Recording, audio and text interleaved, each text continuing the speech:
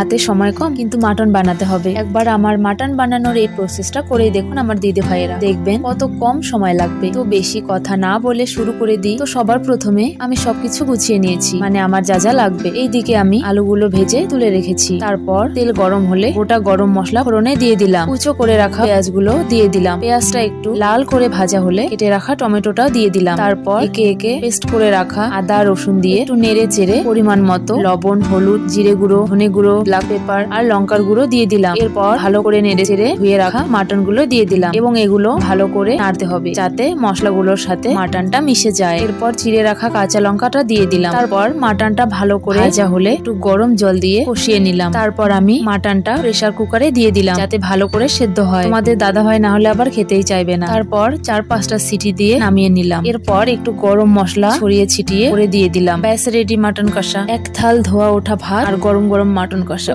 জমে যাবে।